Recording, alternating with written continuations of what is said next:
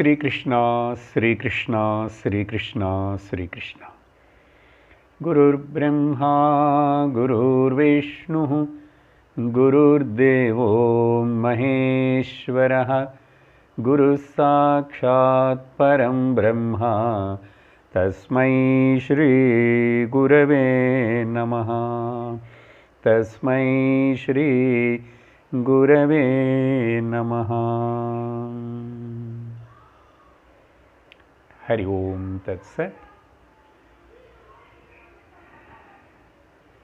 International yoga day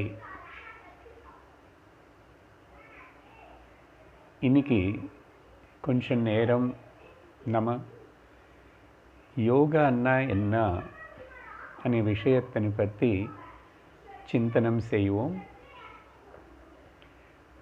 முதல் அந்த யோகீஸ்வரனான சிவபெருமானை தியானம் பண்ணி சிவம் சிவகரம் சாந்தம் சிவாத்மானம் சிவோத்தமம் शिवमार्गप्रणेतारं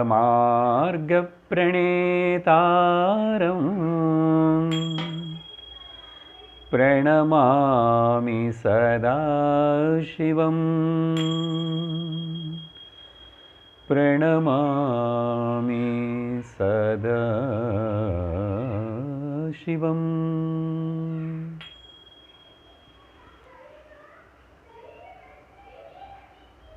आदिगुरु सदाशिव योगी भगवान शिवपेरुमान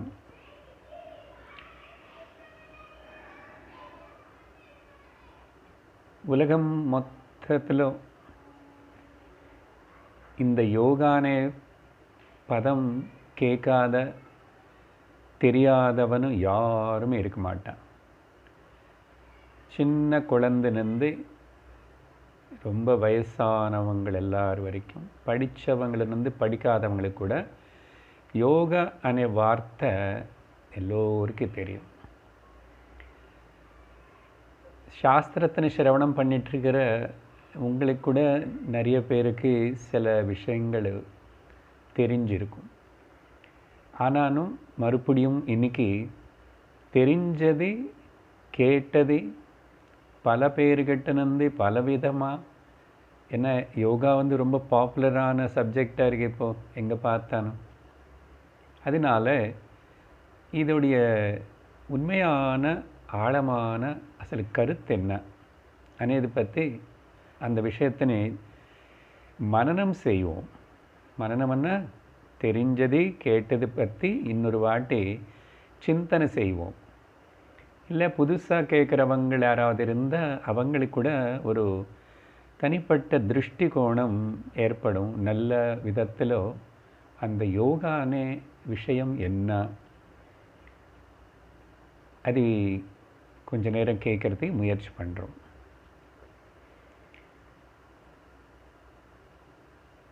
யோகம் என்பது ஒரு உடல் பயிற்சி இல்லை అనేది முதல் தெரிஞ்சுக்கணும். மூச்சு பயிற்சியோ உடல் பயிற்சியோ மட்டும் இல்லைன்னு தெரிஞ்சுக்கணும். முதல் நான் ஆரோக்கியம், சரீரத்துடைய உடல் ஆரோக்கியம் அந்த பாயிண்ட்டை எடுத்து முதல்ல பேசுவேன். ஆரோக்கியம்னு சொல்லும்போது கூட உலக ஆரோக்கிய மையம் WHO சொல்லுவாங்க இல்லையா, வேர்ல்டு ஹெல்த் ஆர்கனைசேஷன், அவங்க கூட கொடுக்குற டெஃபினேஷன் என்னன்னா, அர்த்தம் ஆரோக்கியம்னா உடலுக்கு மட்டும் எந்த வியாதி இல்லாமல் இருக்கிறது மட்டும் இல்லை, உடலும் மனமும் உணர்ச்சிகள் அப்புறம் இன்டலெக்சுவல் புத்தி அப்புறம் ஆண்மை இந்த எல்லா வகையாகவும் அந்த மனுஷனை ஆரோக்கியமாக இருக்கணும். ஆரோக்கியம்னா ஒரு சாதாரண அர்த்தம் என்னன்னா பேலன்ஸ்டாக இருக்கணும். உடம்பில் சமநிலையில் இருக்கணும். அப்போது வேர்ல்டு ஹெல்த் ஆர்கனைசேஷன் சொல்கிற கருத்து பார்த்தா கூட ஒரு மனிதனை இவன் ஆரோக்கியவான் அப்படின்னு சொல்கிறதுக்கு it is not the mere absence of the disease at the body level, but it is the state of wellbeing என்றான்.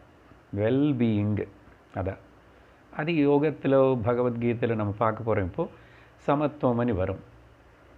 அப்போது a state of well-being at all the levels, that is physical, mental, intellectual and spiritual. நடுவில் social கூட add பண்ணிட்டு spiritual అని கூட அவங்க include பண்ணியிருக்காங்க. அப்படி என்ன அர்த்தம் என்ன? இத்தனை டைமென்ஷன்ஸ் ஒரு மனிதன்னா இது எல்லாமே இருக்குல்ல.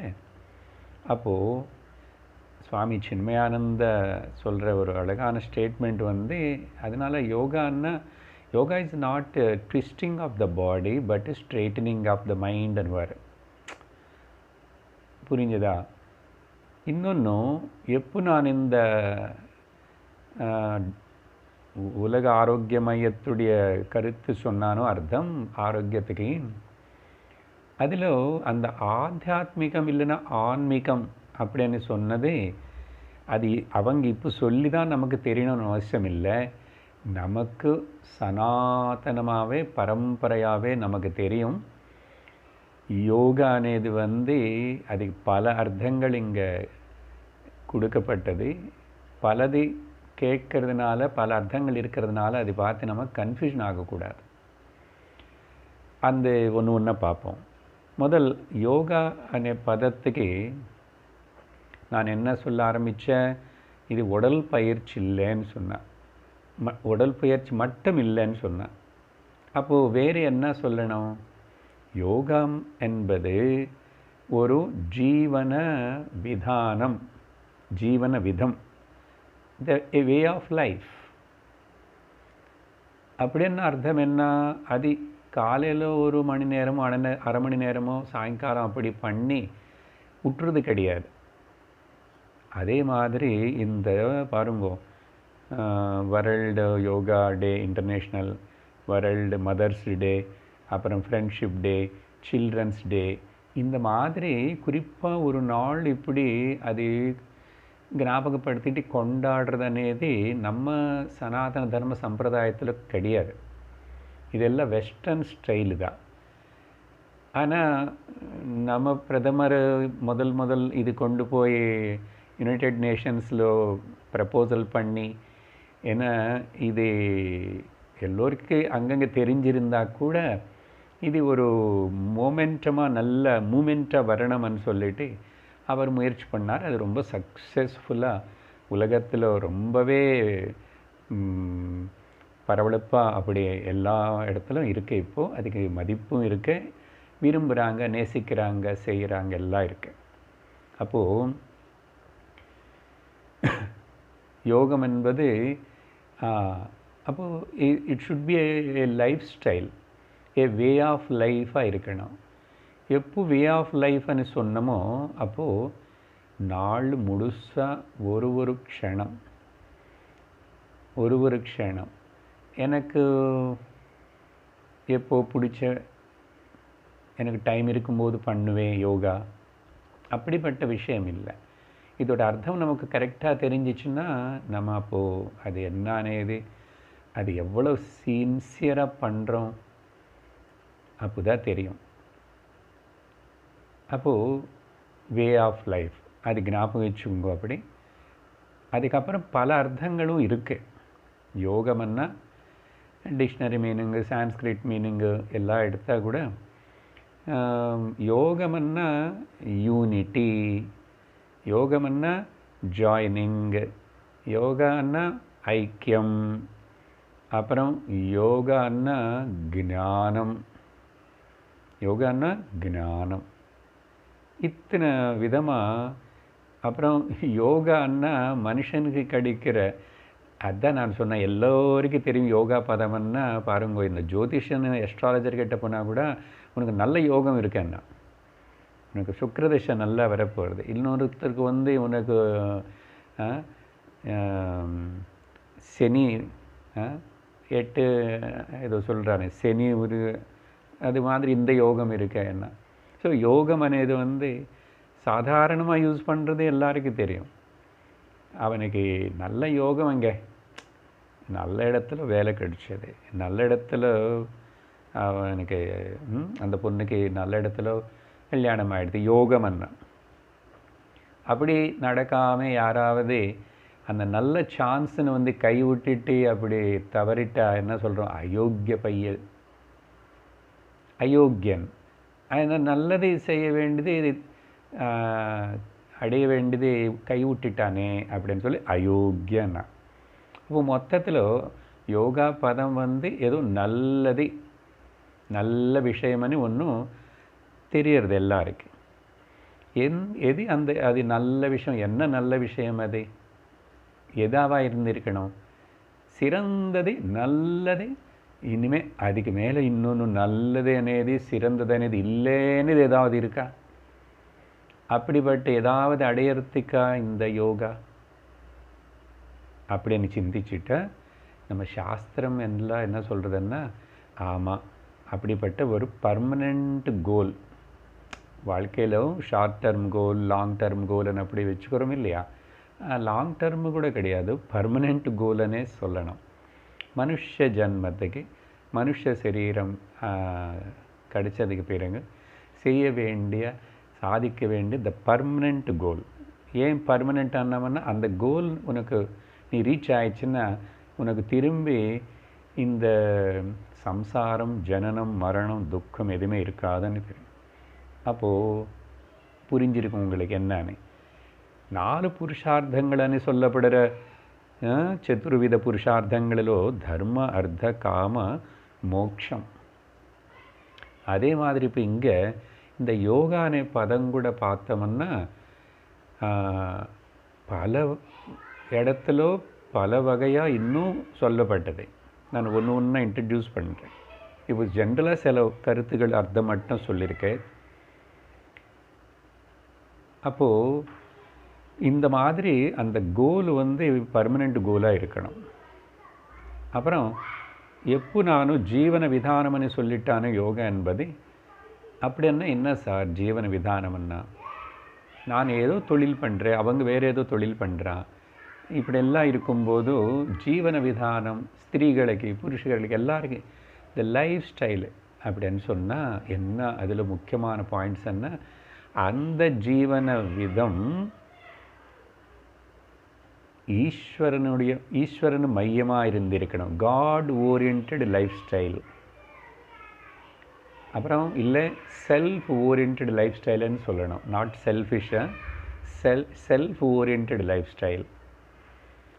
அப்புறம் செல்ஃப் இம்போஸ்டு, எனக்கு நானே வச்சுக்கிட்ட டிசிப்ளின் கிரமசிக்ஷனை செல்ஃப் இம்போஸ்டு டிசிப்ளினாக இருக்கணும். ஸோ அப்படி இருந்தால் அதுக்கு பேர் a way of lifestyle, ஜீவன விதானம் ஆகும். அப்படி சொல்லும்போது நான் இன்னொரு கருத்தும் சொல்லுவேன். அப்போது இது அனுதினமும் ரொம்ப இன்வால்மெண்ட்டோட ஸ்ரத்தையோடு பண்ணணும். அனுதினமனு கூட இல்லை, நான் அனுக்ஷணம்னு சொல்லுவேன். அப்படின்னா லைஃப் ஸ்டைல்னு சொன்னதுனால லைஃப் అనేది என்ன ஒரு பர்டிகுலர் பீரியடில் தான் அந்த லைஃப் ஸ்டைல் இந்த லைஃப் ஸ்டைல் அப்படியே அது கிடையாது. நீ எந்த லைஃப் ஸ்டைலு எந்த ரோல்ஸ் ப்ளே பண்ணால் கூட வாழ்க்கையில் நீ வந்து இந்த பேஸ் பிரின்சிபல் ஆதாரமாக வச்சுக்கிட்டு தான் நீ உன்னுடைய வாழ்க்கை நடத்தணும். ஸோ அப்படின்னு சொல்லும்போது அது என்னவா இருக்கும், அப்போது அனுக்ஷணமும் பண்ணுறது அனுதினமும் பண்ணுறதுன்னா அதுக்கு பேர் அனுஷ்டானம். என்ன அனுஷ்டானம்? அனுதினம் அனுசரித்து செய்கிறது. எப்படி சாப்பிட்றது கண்டிப்பாக பண்ணுறோம், அப்புறம் தூங்குகிறோம், குளிக்கிறது, இதெல்லாம் தினந்தோறும் பண்ணுறோமா, அந்த மாதிரி தான் இந்த யோகா பயிற்சி, உடல் பயிற்சி అనేది கண்டிப்பாக காலையிலையோ சாயங்காலமோ கண்டிப்பாக தினந்தோறும் பண்ணணும். பண்ணுறீங்களா? என்கிட்ட கற்றுக்கினங்களாவது பண்ணுறீங்களா? அப்படி கேட்க வேண்டியிருக்கு. ஏன்னா நானும் நிறைய வருஷங்கள் நிறைய பேருக்கு யோகா சொல்லி கொடுத்தேன். ஸ்கூலில் குழந்தைகளுக்கு, டீச்சர்ஸுக்கு, அப்புறம் இந்த வேதாந்த சிரவணத்துக்கு வர ஸ்டூடெண்ட்ஸுக்கு. தெரியல, எனக்கு ஒரு சந்தேகம்தான், எத்தனை பேர் விடாமல் இனிமே ஏந்துக்க முடியல, அப்படி சிக்காய் கட்டில் படுத்துக்கிட்ட தவிர எவ்ரி டே நான் பண்ணுறேன்னு. இப்போ தானே சார் நீங்கள் யோகான்னா உடல் பயிற்சி மட்டும் இல்லைன்னு ஏன் அவர் கம்பல் பண்ணுறீங்க? அப்படி சொல்லக்கூடாது. உடல் பயிற்சி. அப்போது யோகா எங்கே ஸ்டார்ட் ஆகிறதுன்னா முதல் ராஜயோகத்தோடு ஸ்டார்ட் ஆகிறது. ராஜயோகம் என்ன? முக்கியமாக அதில் கூட நிறைய விஷயங்கள் இருக்கு. கொஞ்சம் டச் பண்ணி சொல்லுவேன். கொஞ்சம் இந்த ஒரு மணி நேரத்தில் மொத்தம் சொல்லி முடியாது. முதல் ராஜயோகம்னா உடலுக்கு சம்பந்தப்பட்ட சில பயிற்சி, ஆசனம், பிராணாயாமம், அதெல்லாம் பண்ணணும். சூரிய நமஸ்காரம். அதனால் குறைஞ்சி சூரிய நமஸ்காரமாவது தினந்தோறும் பண்ணிட்டாவே அதே என்ன ஆகிறது? இப்போது யோகா అనేది பூஜை ஆகிறது. யோகான்னு எப்படி எடுத்துக்கணும்? அனுஷ்டானம்னு சொன்னான் இல்லையா? அப்போ அனுஷ்டானம்னு சொன்னால் அது கடவுளுக்கு உபாசனைக்கு சம்பந்தப்பட்ட விஷயந்தான் பொதுவாக அனுஷ்டானம்னு சொல்லுவாங்க. நீங்கள் யோகாவுக்கு போய் இது ஒரு பூஜை மாதிரி பண்ணணும் அனுஷ்டானம் பண்ணுறீங்கன்னா, ஆமாம், உனக்கு முதல் ராஜயோகம்ன பேரில் இது அப்படி பண்ணுவேன். அதுக்கப்புறம் நீ உபாசனை பேரில் என்ன பண்ணுறியோ, பூஜையாவது சந்தியாவந்தனமாவது எல்லாமே இங்கே. இன்னும் சொல்லப்போனால் ஐக்கியமனே வார்த்தை சொன்னானா, வன்னசனே வார்த்தை சொன்னானா யோகாக்கு அர்த்தம் எல்லாமே. காலையிலேருந்து ராத்திரி வரைக்கும் என்னென்ன செஞ்சானு நானும் அதெல்லாமே யோகமாக இருக்கணும். அப்படி என்ன அர்த்தம்? என்ன அது என்ன? அந்த பரம்பொருள் பகவான் பரமாத்மா கிட்ட கனெக்ட் பண்ணணும். அப்படி கனெக்ட் பண்ணுறது மனசுனால், பாவத்தில் அப்படி கனெக்ட் பண்ணி, அப்போ நீ உடல் பயிற்சி பண்ணும், மூச்சு பயிற்சி பண்ணும், இல்லை வேறு கர்மங்கள் எல்லாம் பண்ணிட்டேரு, எல்லாத்தையும் அந்த பரமாத்மா காட் ஓரியன்டாக இருந்துட்டு பண்ணும்போதோ அப்போ எல்லா காரியம் யோகந்தான். அதனால தான் அந்த யோகா வார்த்தை விஸ்தரித்து எல்லாத்துக்கும் உபயோகப்படுத்தப்படுறது. உதாரணத்துக்கு சரி, இப்போ அஷ்டாங்க யோகத்தின் முதல்ல சொல்லிட்டுருக்குல்ல, அதில் சில கருத்துகள். இந்த அஷ்டாங்க யோகத்தின் முக்கியமாக இப்போது நமக்கு கிடைச்ச அந்த பதஞ்சலி யோகா, இன்றைக்கி அந்த யோகா உலக யோகா தினம்னால இந்த பதஞ்சலி மகர்ஷி கூட நமஸ்காரம் பண்ணணுமே இல்லையா? Patanjali, the great sage. யோகேன சித்தஸ்ய பரேன வாசாம் மலம் ஷரீரஸ்ய ச வைத்யகேன யோபாகரோத்தம் பிரவரம் முனீனாம் பதஞ்சலிம் பிராஞ்சலிரானதோஸ்மி.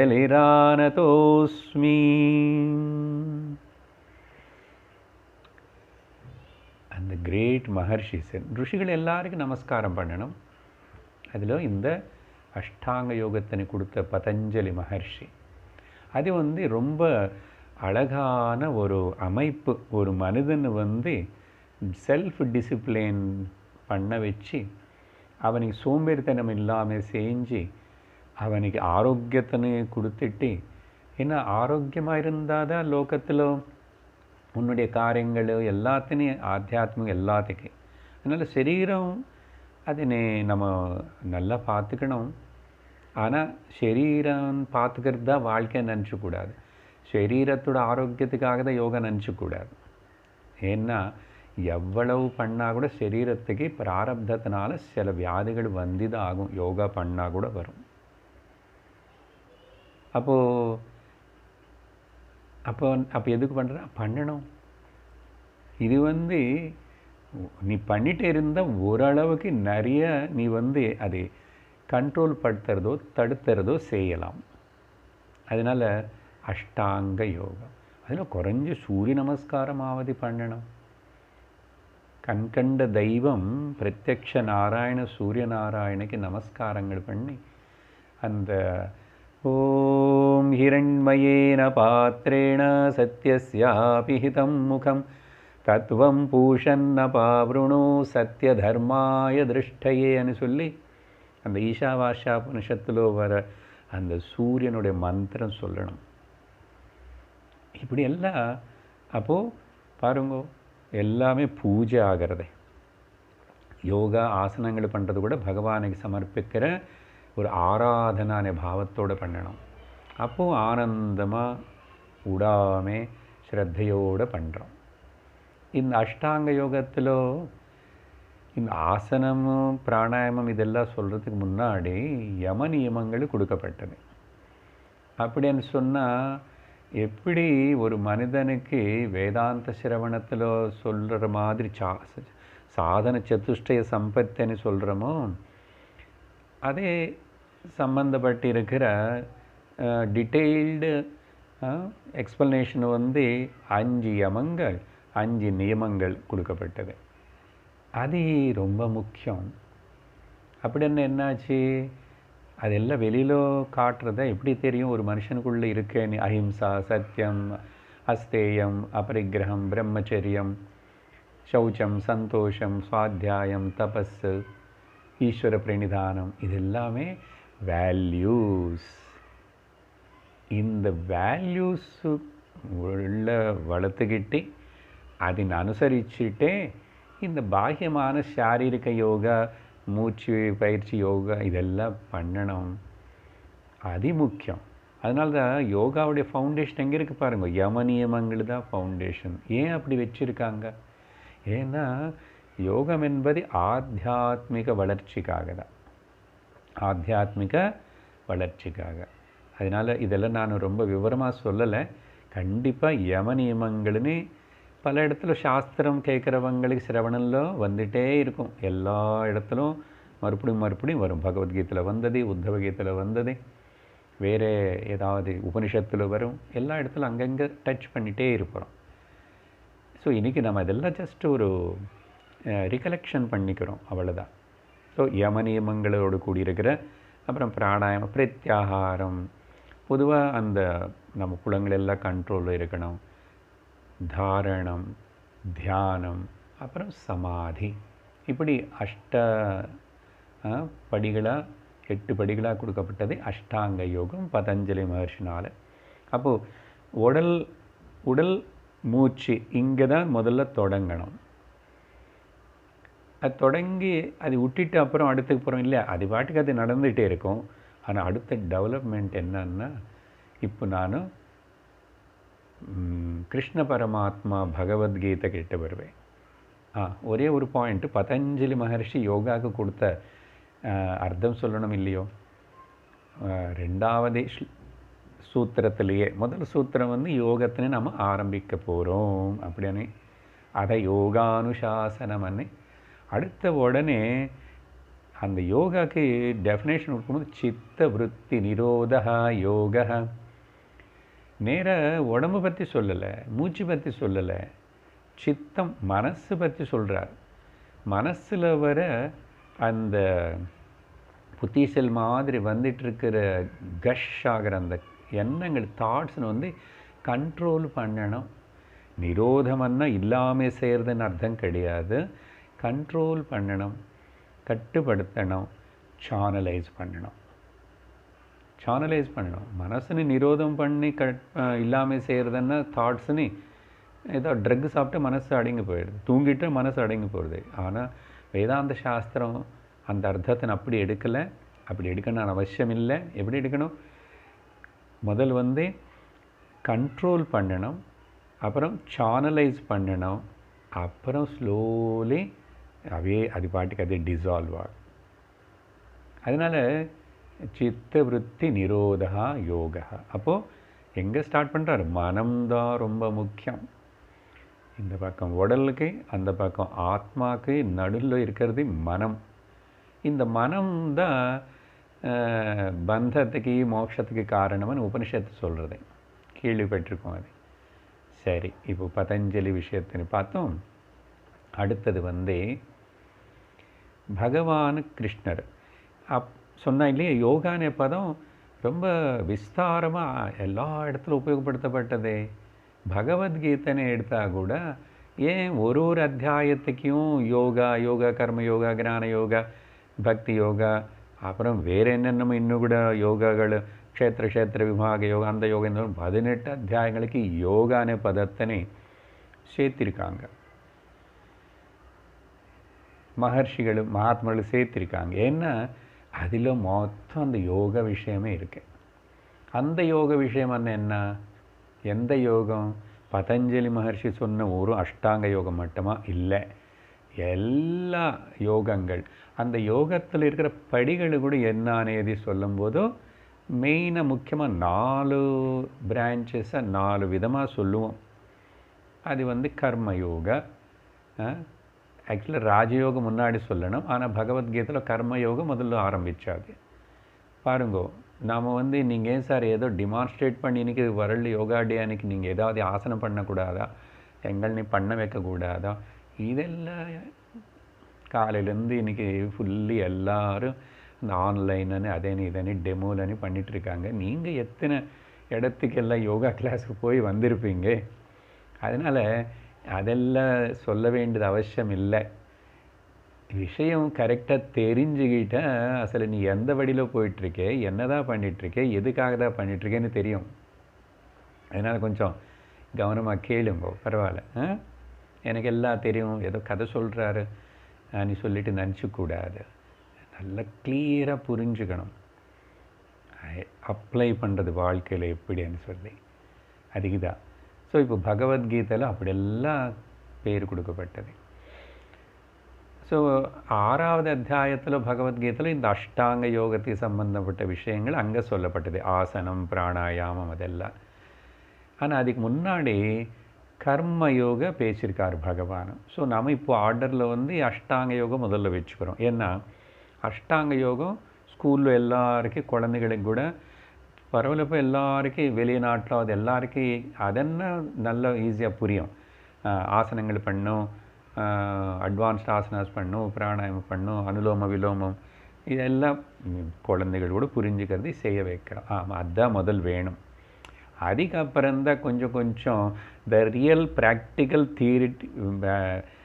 ப்ராக்டிக்கல் ஆஸ்பெக்ட் ஆஃப் தி லைஃப்பில் என்ன வேறு எங்கெங்கெல்லாம் எப்படி அப்ளை பண்ணணும் அப்படின்னு அப்படி சொல்லும்போதும் பகவத்கீதையில் பகவான் நிறைய கொடுத்திருக்காரு. அது நான் இந்த விதமாக லிங்க் பண்ணி உங்களுக்கு சொல்கிறேன் எப்படி. ஸோ இப்போ தான் நம்ம என்ன ஆரம்பித்தோம், யோகா என்பது ஒரு ஜீவன விதானம்னு சொல்லிட்டோம். அது நித்தியம் அனுஷ்டானம் பூஜை மாதிரி பண்ணிகிட்ருக்கோம். அப்போது இந்த யம நியமங்கள் எனக்கு புரிஞ்சது. நான் முடிஞ்ச வரைக்கும் அது எல்லாத்தையும் நான் அனுசரிக்கிறேன், இம்ப்ளிமெண்ட் பண்ணிகிட்ருக்கேன். நான் அந்த ஜீவன விதானம், யோகா ஜீவன விதானமாக என்னுடைய வாழ்க்கையை நான் மாற்றிட்டு அப்படி தான் நடத்திட்டுருக்கேன். அப்படின்னு சொன்னால் காட் ஓரியன்டாக, செல்ஃப் ஓரியன்டாக, செல்ஃப் டிசிப்ளைன்டு ஓரியன்டாக இருக்கிறதுன்னா எப்படி சார் அடையாளம், எப்படி தெரியும் அப்படின்னு சொன்னால் அதுக்கு பகவான் அழகான ஒரு ஸ்டேட்மெண்ட் கொடுக்குறாரு. என்ன அதுன்னா, சமத்துவம் யோக உச்சதே அர்ஜுனா. சமஸ்திதி, த பேலன்ஸ் ஸ்டேட். இங்கே கூட பாருங்கோ, பேலன்ஸ் ஸ்டேட்டுன்னு இது பற்றி ஒரு கயிறு மேலே பேலன்ஸாக நடக்கிறதா? ஜிம்னாஸ்டிக் பண்ணுற குழந்தைகள் எவ்வளோ பேலன்ஸ் என்னென்னமோ பண்ணும். இல்லை தலைகள் நிற்கிற ஆசனம் பண்ணுறது பேலன்ஸ் என்ன? எகெயின் அது கூட மனசுக்கு சம்பந்தப்பட்டது. எந்த சிச்சுவேஷனில் ஆனாலும் சரி மனசனை சமநிலையில் வச்சுக்கிறதுக்கு பிரயத்தனம் பண்ணும், சமநிலையில் வெய். சமத்துவம், equilibrium state of mind is called யோகான்னார். அப்போ பாருங்க, பதஞ்சலி மகர்ஷி சித்தவிருத்தி நிரோதகான்னு மனசுக்கு முக்கியத்துவம் கொடுத்தாரு. கிருஷ்ண பரமாத்மா ஆல்சோ பகவத்கீதையில் இப்படி முக்கியத்துவம் கொடுத்தாரு. அப்போது ஒரு நாளையில் காலையிலேருந்து ராத்திரி வரைக்கும் நம்ம செய்கிற ஆக்ஷன்ஸ்னால் பல ரியாக்ஷன்ஸ் சுற்றி வரும்போதும் அந்த ரியாக்ஷன்ஸுக்கு நம்ம ரியாக்ட் ஆகிறோமா இல்லை ஜஸ்ட்டு ப்ரோஆக்ட் பண்ணுறோமா అనేది கவனிச்சுக்கணும். அந்த ரியாக்ஷன்ஸு கம்மியாக இருக்கு, முதல்ல ஜாஸ்தி இருந்திருக்கு, இப்போது என்ன நிறைய கம்மியாயிடுச்சு சார். நான் சிரவணமும் பண்ணுறேன், யோகா பண்ணுறேன், ராஜயோகம் பண்ணுறேன், அப்புறம் கேட்டு இதெல்லாம் இப்படி நல்லா புரிஞ்சுக்கிட்டு அப்ளை பண்ணுற வாழ்க்கையில். அதனால் ரியாக்ஷன் மைண்டு இப்போது இல்லை, குறைஞ்சிச்சன்னா அப்போ என்னாச்சு, பேலன்ஸ்டு மைண்ட் இருக்குது. நான் ஆக்டிங் மைண்ட் இல்லை, ஆக்டிவாக இருக்கு, ஆனால் நான் ரியாக்டிங்காக இருக்கு மைண்டுன்னா அது அடையாளம், அதுதான் மெஷர்மெண்ட்டு. அதுதான் பகவான் சொல்கிறாரு, செக் பண்ணிக்கோ. எல்லாம் செக் பண்ணிக்கிறோம், கொரோனா செக் பண்ணிக்கிறோம், அதுக்காக டெம்பரேச்சர் செக் பண்ணிக்கிறோம், இது பண்ணுறோம், ஆக்சிமீட்டர் வச்சு அது செக் பண்ணிக்கிறோம். இப்போது இந்த மாதிரி ஒரு சூழ்நிலை இருக்குல்ல, உலகம் மொத்தம் கூட இந்த பேண்டமிக் அப்புறம் லாக்டவுனும் நிறைய பேருக்கு அந்த மென்டல் டென்ஷனு, ஸ்ட்ரெஸ்ஸு, பயம் நிறைய, அங்கங்கே சில பேருக்கு பிராண நஷ்டம் ஏற்பட்டது எல்லாம் இருக்குது. இந்த மாதிரி அப்ஸ் அண்ட் டவுன்ஸ் வந்துகிட்டே இருக்கும். ஆனால் கூட நீ அந்த சமநிலையினே விட்டுவிடக்கூடாது, தைரியத்தை விட்டுவிடக்கூடாது, பேலன்ஸு விட்டு போகக்கூடாது. அதுதான் இப்போது இந்த கொரோனான்னு ஃபேஸ் பண்ணுறதுக்கு சின்னவங்களுக்கு பெரியவங்களுக்கு அது எல்லோரும் கூட இந்த யோகா ரொம்ப ரொம்ப முக்கியம்னு சொல்லி உலகத்தில் எல்லா டாக்டர்ஸு எல்லா கவர்மெண்ட்ஸு கூட முக்கியத்துவம் கொடுக்கறது. ஏன்னா வேறு எது வச்சு இந்த மனுஷனுடைய மனசனை ஸ்ட்ரென்தன் பண்ண முடியும்? அப்போது இதுக்கு எதுவுமே செலவில்லையே, அவன் வீட்டில் அவனே இருந்துட்டு தெரிஞ்சுக்கிட்டு பண்ணால் போதும். அதனால தான் இப்போ முக்கியமாக ப்ரீதிங் விஷயம் சொல்லும்போது இந்த கொரோனா ப்ராப்ளம் இது எல்லாத்துக்கும் நல்ல பிராணாயாமம் தினந்தோறும் 2 வாட்டி பண்ணணும், டீப் ப்ரீதிங் எக்ஸசைஸ் பண்ணணும். அது வந்தவங்களுக்கு பண்ணணும், வராதவங்களுக்கு பண்ணணும், வந்து இதுக்கு போனதுக்கப்புறம் பண்ணோன்னே மொத்தத்தில் அது எப்பவுமே நல்லது தான். சரியா? சரி, பாயிண்ட் என்ன, சமத்துவம் யோக உச்சதே. அப்புறம் அந்த பகவத்கீதையிலேயே இன்னொரு அடையாளம் சொல்கிறாரு. இந்த சமத்துவம் எனக்கு வந்துச்சா இல்லையா, இல்லை எவ்வளோ வந்துச்சு அப்படின்னு தெரிஞ்சுக்கணும்னா, நீ கர்மயோகத்தை நீ ஒழுங்காக பண்ண. இப்போ கர்மயோகத்துக்கு என்ன நான் டெஃபினேஷன் சொல்லலை, ஏன்னா அதெல்லாம் நிறையா பேசியிருக்கோம் வேறே. அப்போ பாருங்க, கர்ம யோகா, கர்மத்தை நீ யோகமாக மாற்றுக்கணும். நீ கர்மத்தை நீ யோகமாக மாற்றுக்கணும்னா சிம்பிளாக என்ன சொல்லுவோம், ஈஸ்வரனுக்கு அர்ப்பணம் பண்ணி செய்யறதெல்லாம் உனக்கு கிடைக்கிற பலத்தை எல்லாத்தையும் ஈஸ்வர பிரசாதமாக எடுத்துக்கிட்டு நீ ரியாக்ட் ஆக மாட்டே, ஓவர் எக்ஸைட்மெண்ட் ஆக மாட்டேன். சரி, 12வது அத்தியாயத்தில் பக்தி யோகத்துக்கிட்ட வரும்போது பகவான் யாராவது இப்படி செக் பண்ணிக்கணுமா, நான் யோகா லைஃப் ஸ்டைல்னு அனுசரிச்சுக்கிறேன் அப்படின்னு உனக்கு தெரியணுமே, நான் I leading a yogic way of life or நாட்ன்னு. அதுக்கு அங்கே என்ன சொல்கிறாரு, யாருனால உலகத்துக்கு தொந்தரவு இல்லாமல் இருக்கின்றனதோ, அப்புறம் யாருக்கு உலகத்தினால தொந்தரவு இல்லாமல் இருக்கின்றனதோ அப்படிப்பட்ட அந்த மனிதன் தான் யோகி, பக்தன். அவன் தான் சமஸ்திதியில் இருக்கிறான், யோகா வே ஆஃப் லைஃப்னு நடத்துகிறான்னு அர்த்தம். புரிஞ்சுதா? Who is not disturbing the world because of his presence. சின்ன உதாரணம் சொல்கிறேன். நானும் ஒரு ஸ்கூட்டர் கொண்டு போய் பார்க் பண்ணும்போது கூட நான் யோசிச்சுட்டு சிந்திச்சுட்டு இது யாருக்காவது இடைஞ்சலாக இருக்குமா என்னன்னு யோசிச்சுட்டு பண்ணுவேன். அப்படி யாரும் பார்க்கல, போலீஸ் இல்லை, ஆனால் நான் பண்ணுறேன்னா அப்போ நீ you are leading a yoga way of life. அதுதானே இம்ப்ளிமெண்ட் பண்ணணும். அப்படி யாரும் பார்த்தா போலீஸ் பிடிப்பான்னா ஒரு மாதிரி, இல்லைன்னா வேறே மாதிரி, இப்படி இருக்கக்கூடாது. சின்ன சின்ன விஷயம், நம்ம தங்குற இடத்துல, நம்ம ஸ்ட்ரீட்டில், நம்ம ஃப்ளாட்ஸில், நம்ம வீட்டில் விட நான் வைக்கிறது, எடுக்கிறது, செய்கிறது எல்லாமே அது பர்ஃபெக்டாக இருக்கணும். அதனால தான் பகவான் இன்னொரு கருத்தும் சொன்னார். பர்ஃபெக்டானு வந்ததுனால இன்னொன்று சொல்கிறேன். skill in action is called yoga. Yoga karmasu கௌஷலம். எஃபிஷியண்ட்டாக பண்ணுறதுன்றார். என்னது? நான் எஃபிஷியண்ட்டாக பண்ணேன், ஆனால் நிறைய பேருக்கு ரொம்ப தொந்தரவு பண்ணிட்டேன். அது இல்லை. முதல் கருத்துன்னு மறக்கக்கூடாது, மூணாவது கருத்துன்னு இப்போ சொன்னது மறக்கக்கூடாது. சமத்துவம் யோக உச்சதே. ரொம்ப திறமையாக எஃபிஷியண்ட்டாக பண்ணுறதுக்கு பேர் யோகா. நீ பண்ணுறது இது எல்லாத்தினால யாருக்கும் எந்த ஒரு ட்ரபுள் இருக்கக்கூடாது. ஒருவேளை கொஞ்சம் இருந்துக்கிற அப்படி இப்படி சார் கொஞ்சம் கூட ட்ரபுள் இல்லாமல் இருக்குன்னா சார் மினிமம் ட்ரபுள், ஆனால் நிறைய பலம் அப்படி இருக்கணும். அதே மாதிரி உலகை பற்றி எப்போ கம்ப்ளைண்ட் பண்ணிக்கிட்டே இருக்கிறது, கவர்மெண்ட் பற்றி, வீட்டில் இருக்கிறவங்கள பற்றி, பாரியை பற்றி, பர்த்தை பற்றி, சுற்றி இருக்கிறவங்க கம்ப்ளைண்ட் பண்ணிகிட்டே இருந்துட்டு எப்போ பார்த்து என்ன உலகம் டிஸ்டர்ப் பண்ணுறது, அவங்க டிஸ்டர்ப் பண்ணுறாங்கன்னு சொன்னால் நீ யோகி இல்லை, யோக சாதனை பண்ணுறவன் இல்லை நீ. அதனால் பகவத்கீதையிலேருந்து இந்த கருத்துக்களை நம்ம ஜாகிரதையாக புரிஞ்சுக்கணும். புதுசாக கேட்குறவங்களுக்காக இன்றைக்கி காலையில் நானும் ஒரு ஸ்கூலுக்கு ஆன்லைனில் குழந்தைகள் கூட டீச்சர்ஸ் கூட பேசியிருக்கேன். சரியா? அதனால் என்ன சொன்னோம்னா, இந்த மாதிரி சின்ன சின்ன விஷயங்களுக்கு ரியாக்ட் ஆகாமே அப்படி இருக்கிறது தான் முக்கியம். ஸோ சமத்துவம் யோக உச்சதே. அப்புறம் இந்த சின்ன சின்ன விஷயங்களுக்கு கூட நம்ம நீட்னஸ் ஆகுது, செய்கிற எல்லாமே பர்ஃபெக்டாக இருக்கணும் முடிஞ்ச வரைக்கும். ஸோ இது எல்லாத்தையும் ஞாபகம் வச்சுக்கிட்டு அப்புறம் இதை அடிக்கடிக்கு நம்ம பண்ணிகிட்டே இருக்கிறதுக்காக நமக்கு ஊக்கம் கொடுத்துக்கிட்டு அதுக்கு தான் இன்றைக்கி இப்போ இந்த பேச்சு. அப்புறம் மறுபடியும் சத் சங்கத்துக்கு போகிற பழக்கம் இருக்கிறவங்க, அங்கே பேரண்ட்ஸ் நிறைய பேர் கேட்டாங்க காலையில், அதனால் அவங்களுக்காக சொன்னோம்.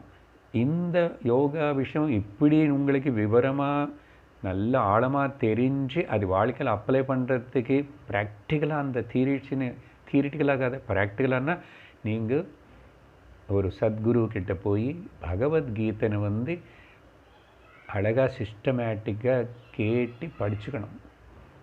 ஒரு குரு சொல்ல கேட்டு தெரிஞ்சுக்கணும். அப்பப்போ அங்கங்கே 2 ஸ்லோகம் எனக்கும் பகவத்கீதை தெரியும், நீங்கள் மட்டும் தான் கோட் பண்ணுறது, நானும் கோட் பண்ணுறேன், என் வீட்டில் நிறைய புக்ஸ் இருக்குது, அப்படியெல்லாம் வராது, அப்படியெல்லாம் புரியாது. நிறைய வருடம் ஆகும், பகவத்கீதை முடிக்கிறதுக்கு நிறைய வருடம் ஆகும். அது முதல் வாட்டி கேட்கும்போது ஒரு மாதிரி இருக்கும், அப்புறம்தான் கொஞ்சம் கொஞ்சம் அப்படி தான் மாற்றம் வரும். அதனால் இந்த பகவத்கீதைன்னு கூட கேட்காம இருக்கிறோம் நம்ம இந்த நாட்டில்ன்னா நமக்கு வேறு யார் வழிகாட்டுவாங்க? அது ரொம்ப பெரிய புஸ்தகமும் கிடையாது. அழகாக பகவான் வாழ்க்கையை மொத்தத்தின் லைஃப் ஸ்டைல்னு அப்படி சொல்லி கொடுத்தாரு. சரி, அப்புறம் அதில் பல விஷயங்கள். அடுத்தது பக்தி யோகம் சொல்லப்பட்டது. அப்படி என்னன்னா உன்னுடைய உணர்ச்சிகளை இதெல்லாமே கூட சரி பண்ணணும். அது எல்லாத்தையும் கூட பக்தி மூலமாக, உபாசனை மூலமாக.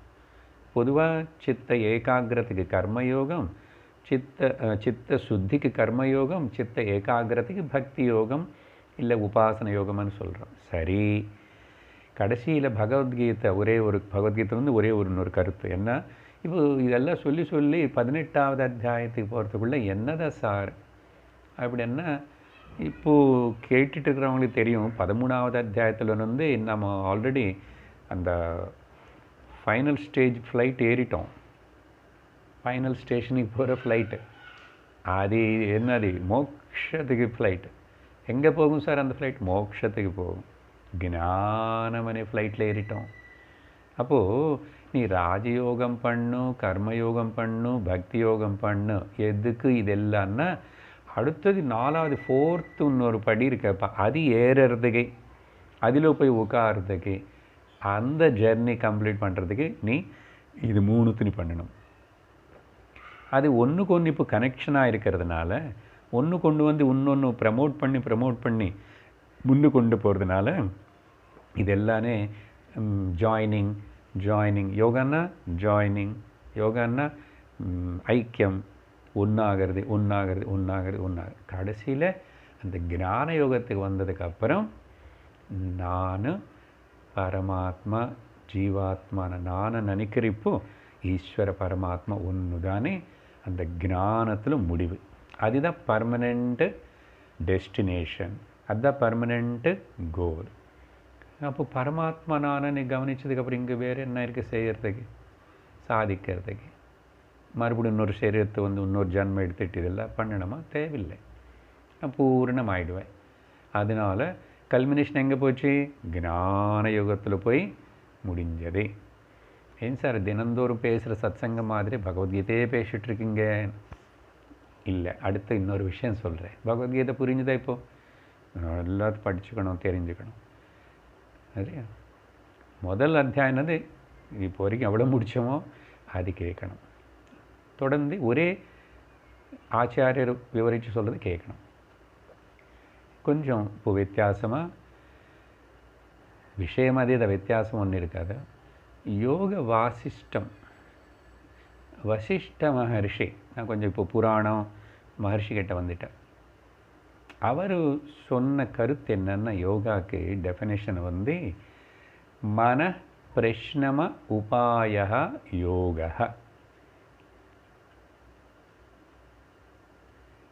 கொஞ்சம் வித்தியாசமான வார்த்தைகள். என்ன? ஒன்றும் இல்லை, மனசனை சாந்தப்படுத்துறதுக்கு, பிரஷ்னமும் பண்ணுறதுக்கு, பிரசாந்தம் பண்ணுறதுக்கு யோகா అనేది ஒரு உபாயம் என்றார் அவர். மன பிரஷ்னம உபாய யோக. இப்போது பதஞ்சலி மகர்ஷி சொன்னதுக்கு, கிருஷ்ணர் சொல்கிறதுக்கு, யோக வாசிட்டு சொல்கிறதுக்கு ஒன்றும் வித்தியாசம் இல்லை. அவரும் மனசு பற்றி தான் பேசுகிறார். முதல்ல இது நல்லா புரிஞ்சுக்கணும். நீங்கள் வேறு ஏதாவது எடுத்து எங்கே என்ன படித்தா கூட மனசு தான் நம்ம அலைய வைக்கிறது, அள வைக்கிறது, துக்கப்படுத்த வைக்கிறது, ஆஹா ஊஹோன்னு மார்பு தட்டி ஆட்டம் எல்லாம் மனம்தான். அதனால் அந்த மனம் சரி பண்ணணும். அதில் இருக்கிற தப்பான பாவங்களை நீக்கி சரியான பாவங்களை கொண்டு வந்து அதுக்கப்புறம் பாவனா பலாத் பக்தி ருத்தமா, அந்த பாவனை பக்தி பாவனமாக மாற்றி அந்த பாவனை கடைசியில் யோக ஆத்ம பாவனைக்கு வரணும். அப்புறம் அது நான் யார் பேசுகிறப்போ ரமணர்னை பற்றி பேசிகிட்ருக்கேன். வசிஷ்டர் சொன்னது கருத்து அதுதான், அதுக்கு லிங்க் பண்ணுறேன், அவ்வளோதான். அதனால ஏக சிந்தனாத் மனசனை நாசனம் பண்ணணுவனே பதஞ்சலி சொன்னாரா? யோக చిత్తవృత్తి నిరోధమని. கரெக்டு தான். மனசனேது நாசனம் பண்ணணும். எப்படி நாசனம் பண்ணாமல் நாசனம் பண்ணணும். நாசனம் பண்ணுறதுன்னு என்ன? எப்படி மனசு அது என்ன ஒரு பொருளை, ஒரு குடமை தூக்கி போட்டி உடைக்கிறதுக்கு. அதுக்கு அவர் பகவான் ரமணர் கொடுத்த கருத்து என்னென்னா, ஏக சிந்தனாத் நாசமேத்தத. ஏக சிந்தனம்னா ஆத்ம சிந்தனம், பரமாத்ம சிந்தனம். என்னது? பரமாத்மா ஆத்மா தவிர இன்னும் ரெண்டாவது அந்நியமான பொருள் ஒன்றும் இல்லைன்னு ஒத்துக்கணும். முதல்ல ஒத்துக்கிட்டு அதே படகணும் சொல்லி நினச்சி ஏக சிந்தனாத்.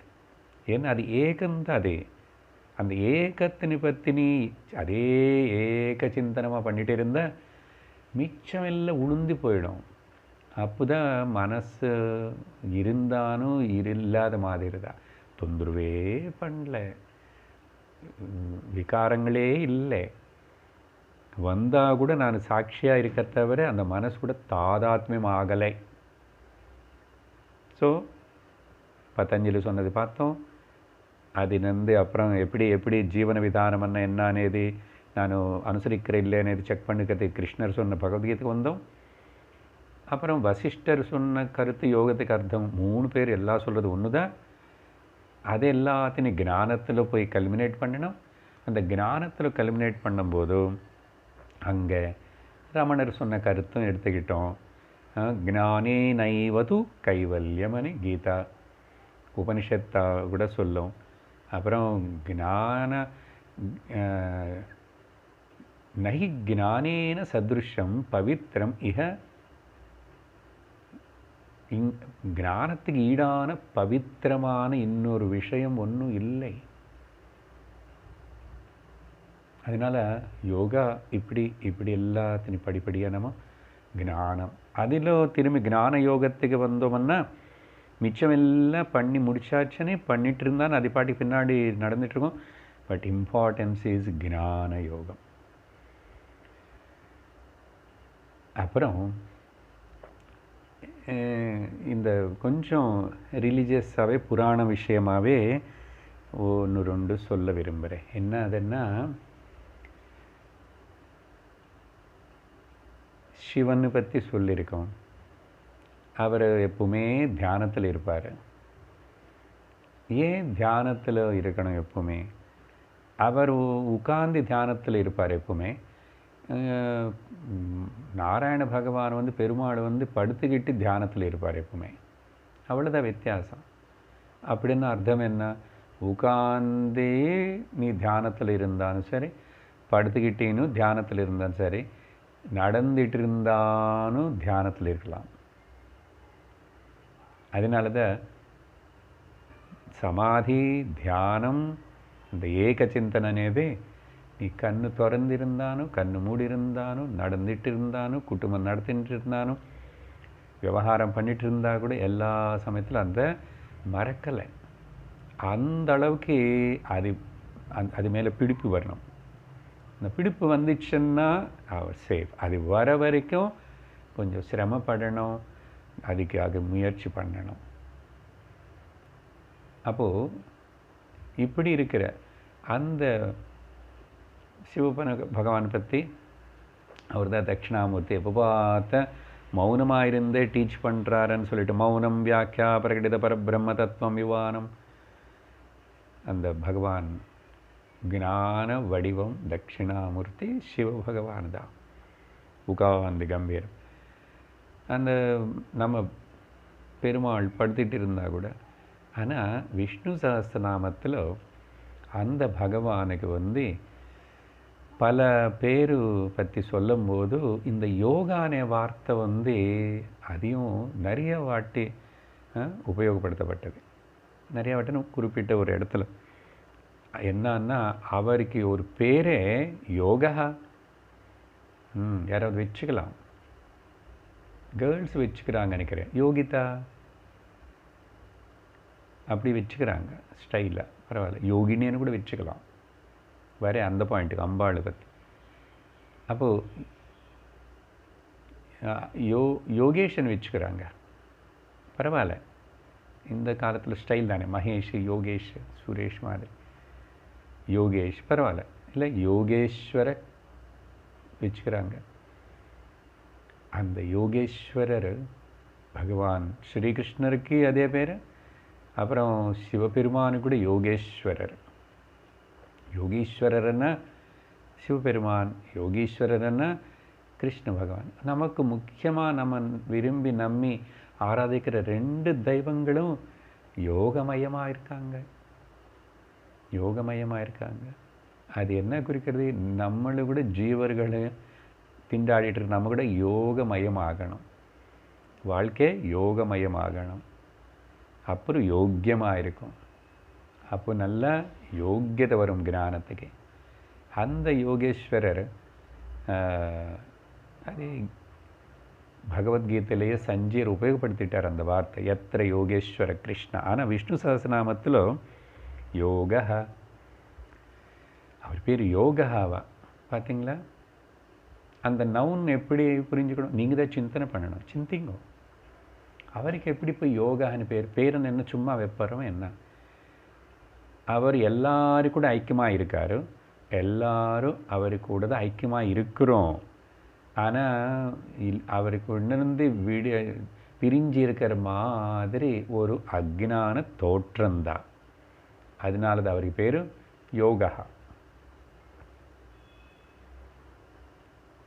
பார்த்துங்க, அது எப்படி வெர்பு நவுன் ஆயிடுச்சு. யுஞ்சு தாத்து யோகான்னா ஜாயினிங், மீட்டிங், மெர்ஜிங் வந்து அது நவுன் ஆகிப்போச்சு. அங்கே நல்லா சிந்தனை பண்ணுங்க. அப்புறம் அதே அங்கே யோக விதாம் அவர் அதுக்கப்புறம் அவர் யோகமே அவர் யோகி அவர் தான் யோகி அதையும் சொல்லப்படுது.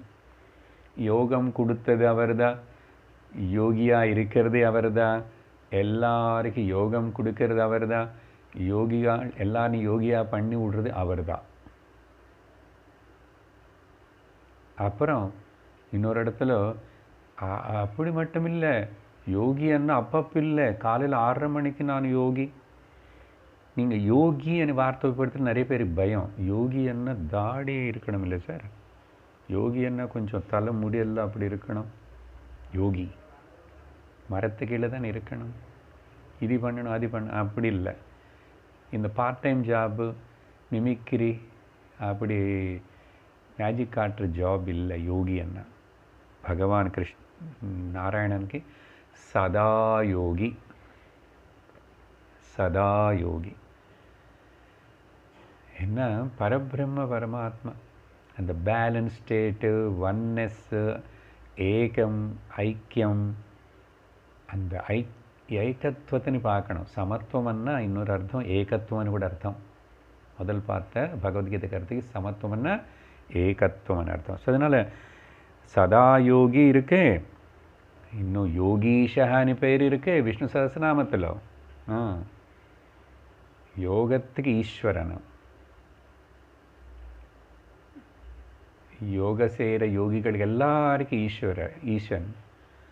அப்புறம் ஏன் அவர் சதா யோகி தான். எப்படி 16,108 பாரிகள் இருக்காருன்னு சொல்லி அதெல்லாம் சொல்லாதீங்க சார், அதெல்லாம் கடவுள் விஷயம்ல ஈஸ்வரன்.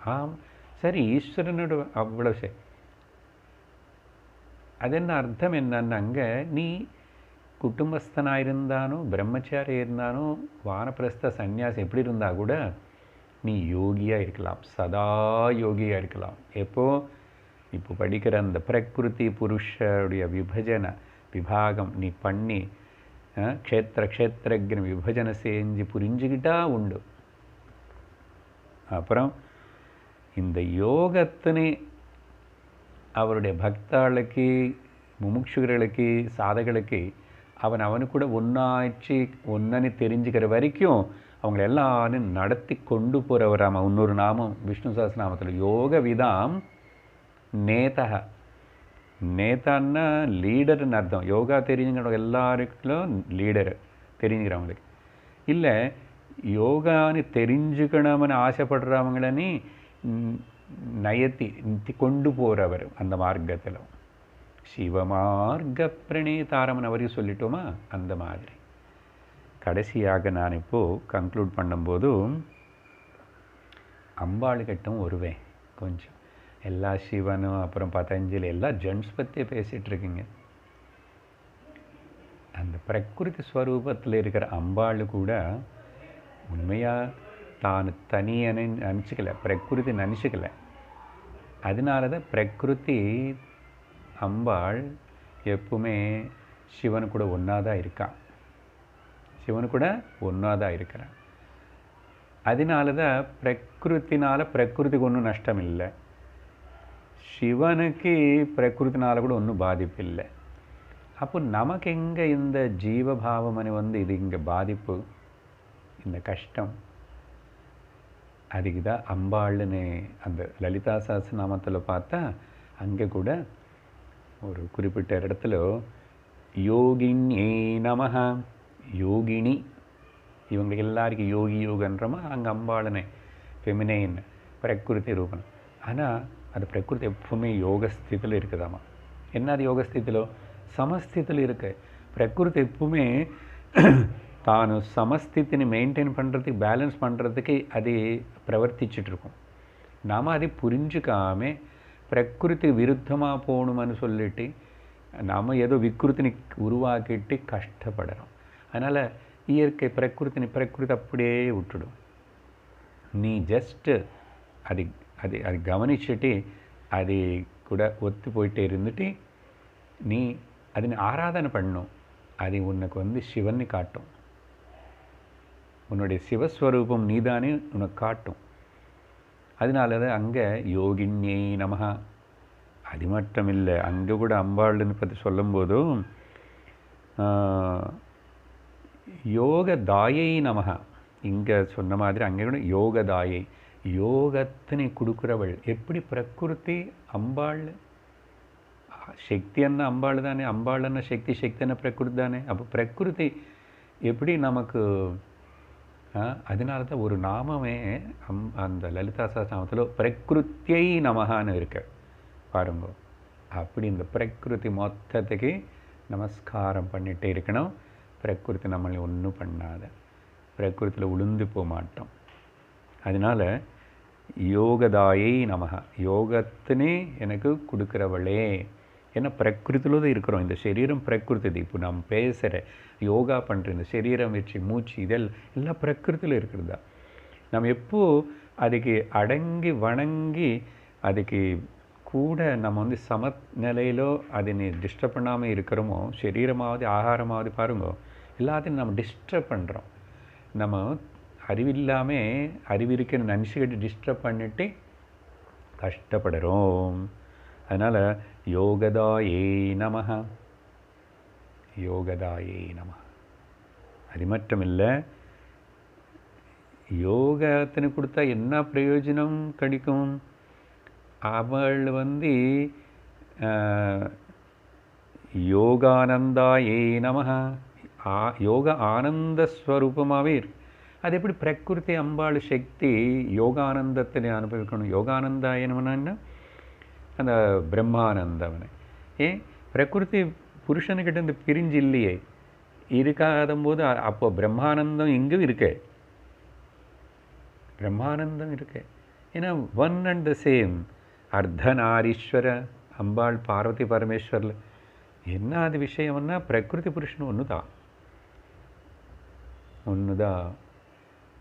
அதுதான் நம்மளும் புரிஞ்சுக்கணும். அங்கே ரெண்டு இல்லை. ரெண்டு பற்றி இப்போ பேசிகிட்டு இருக்கோம் பகவத்கீதையில்.